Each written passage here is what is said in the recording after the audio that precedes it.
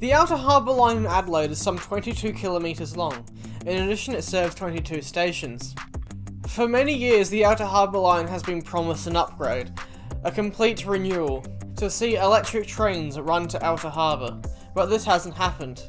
The Outer Harbour Line has suffered continued neglect, underfunding and abandoned promises, and this video will be about what some of these promises should be, what the Outer Harbour Line should be going forward, and how to best implement these changes.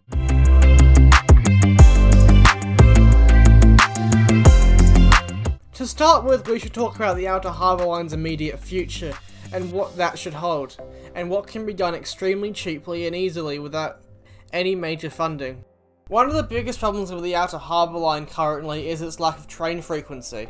Although in the peak period, train frequency is generally okay, both on weekday off-peaks and on weekends, services come every half an hour.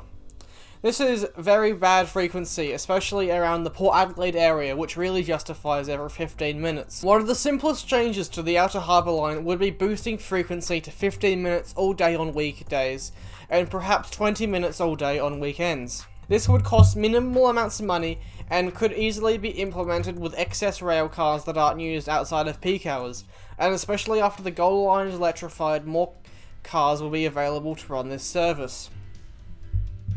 As seen with the Seafords Line 15-minute all-day frequency, people will use the trains off-peak in very large numbers. The timetable has been a massive success on the Seaford Line, and would do well to be implemented in a similar type on the Outer Harbour Line.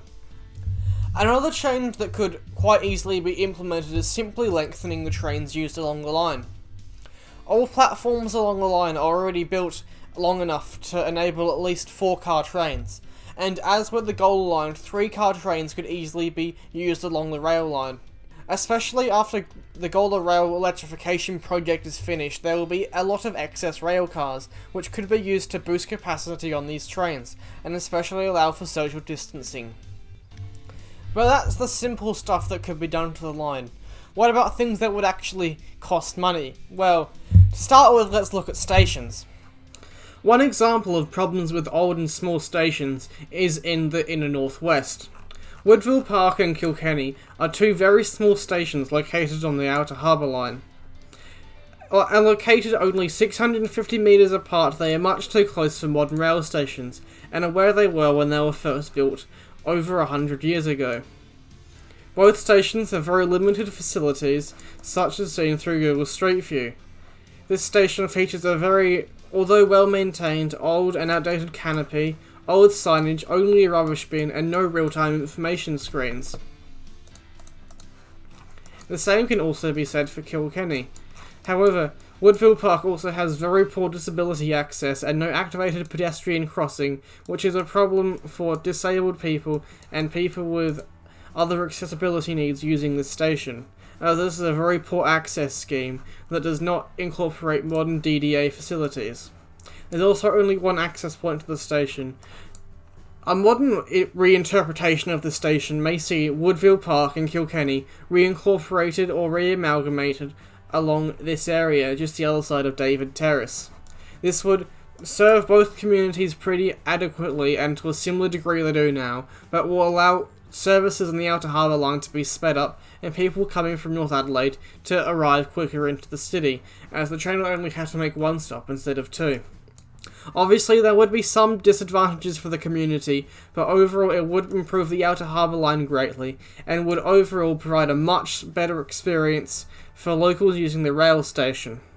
A modern rail station would have better covering facilities, real-time information screens, and more modern appearance and design.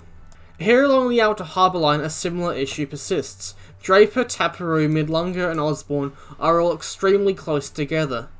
There is no reason for such stations to be spaced this close together, especially due to the limited reach of these stations, as there is not much population either side of the rail station. All these stations are also pretty bare bones and limited, although some of them have been updated with more recent shelters recently-ish. Stations like Midlunga could potentially be removed from the network entirely, without any negative effects really being felt. Osborne best serves the naval shipbuilding area up here, and Taparu best serves this school and other regional centres, and Draper also serves them. So as you can see, the stations in the Outer Harbour Line are generally pretty close together, much closer than is reasonable. Ideally, stations should be 1.5 kilometres apart at least, and especially on the Outer Harbour Line, these stations are much too close. This results in a slow and inefficient service, especially for those on the outer sections of the line. Some of these stations, although definitely not all of them, should be removed in some capacity. Now, let's finally address the elephant in the room: electrification. Overall, the Outer Harbour Line suffers from still using diesel rail cars. Although the Seaford and Golar lines will both have moved to electric trains by the end of this year, the Outer Harbour Line will still be using old and inefficient diesel ones. The Outer Harbour Line is obviously next up for electrification works, and the government has in some form committed to it. I have a feeling that electrification of the line will be an issue for all major parties at the next state election in 2022, and likely all parties will commit to them. I really do want the Outer Harbour Line to be electrified properly. Overhead wires and normal electric trains like the 4000 class should be used. Things like batteries and hydrogen trains just haven't been proven to work, especially under Australian conditions, and should definitely not be adopted for such a major rail line, but could be used for smaller lines such as Grange. Electrification has a range of benefits, including faster and cleaner trains, a more silent experience for customers, and in addition, new trains along the lines will improve amenity and encourage more people to ride. This has already been seen on the Seaford line, where, as a result of electrification, ridership increased by over 70%. A similar effect is expected to happen with the Golar line when electrification finishes relatively soon. There is no reason not to electrify the Outer Harbour Line. There would be very limited engineering challenges, as the clearance is there along the line for electrification already. While the previous plan of adding trams to the line was certainly interesting, I don't think it should be implemented anymore. It would require reconverting every station along the line for light rail, and also reconverting the tracks to standard gauge for operation with the rest of the Adelaide rail network. While it would certainly offer some benefits, I just don't think it's worth the cost, when electrification could probably be done for about $300 million, estimating that by using approximately half of the budget for the Golar Line electrification works. The other thing we do have to discuss is the Grange Line. The line itself is very underused, except on the inner sections where it shares line with the Outer Harbour Line. The Grange Line takes away some of the space that could be used for trains to go further out into the city. Ideally, I think the Grange Line should instead just be converted as a line that runs from Woodville to Grange. This wouldn't allow more trains to run further out on the line, and would also allow Grange Line passengers to swap trains at Woodville and continue their journey. Obviously, this journey may take longer than it currently does, but train frequencies could largely be kept the same, except a small wait around Woodville.